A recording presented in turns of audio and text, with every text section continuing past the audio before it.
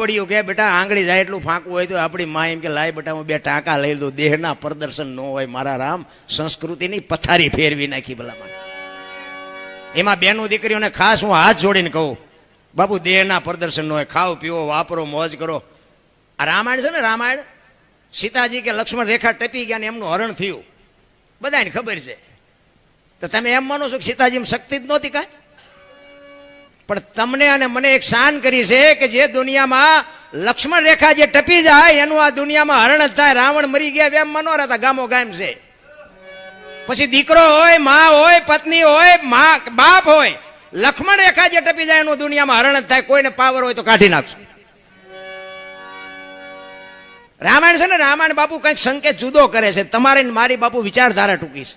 ને કે મને એમ થાય કે ભજન ને કથા ને ધૂન ને માતાજીના માંડવા ને પ્રતિષ્ઠા ને આ ધજાયું ચડાવવાનું જમણવાર ને મને એમ થાય કે આટલો બધો ખર્ચો કરતો બગાડ કેમ નથી અટકતો? વિચારવા જેવું નથી? બગાડ તો અટકવો જોઈએ ને. આપણે અખિલ બ્રહ્માંડના માલિકને કહેવું તો પડે ને કે અમારી આ મહેનતનો પરસેવાની કમાણી વાપરી છે આ દુનિયામાં. બાપુ આટલો બધો બગાડ કાંઈક તો મારા બાપ દયા કહે કેમ નથી ઉભું રહેતું? કાંઈક તો મારી બાપુ વિચારવા જેવું છે.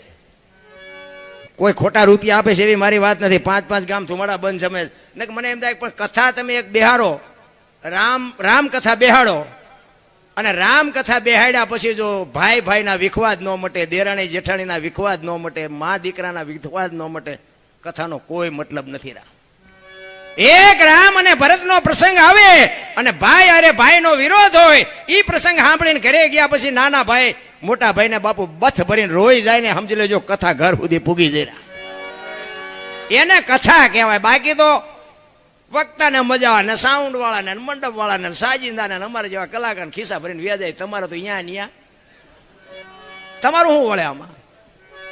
બાપુ પાછા વળી જવાની જરૂર છે. એટલે જાડેજાને બાપુ સતી તોરલ કહે છે દરબાર માર્ગે સડો નકર ખોવાઈ જાવ. કે નહીં, મારી તલવાર કરે તમારો એકતારો ન કરી શકે કે તો તમે મને એનો પાવર દેખાડો.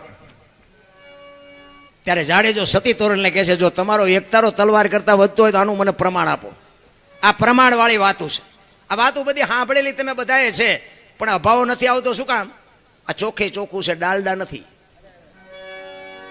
આ હજારો વર્ષથી ભજન હાલ્યું આવે છે પણ તોય તમને સાંભળવું ગમે છે. એનું કારણ શું છે? સોનું છે, એને કોઈ દી કાટ ન લાગે. તમારી બુદ્ધિ ભ્રષ્ટ થઈ ગયો ન સમજાય તમારો પ્રશ્ન છે. બાકી ભજન તો ભજન જ હોય ને કે અત્યારે મોબાઈલના માધ્યમમાં અમને એટલે સાંભળવા બેઠા હોય. હા અહીંયા પડખે બેઠા એ નથી ઓળખતા દ્વારકા સુધી અમને એટલે સાંભળે.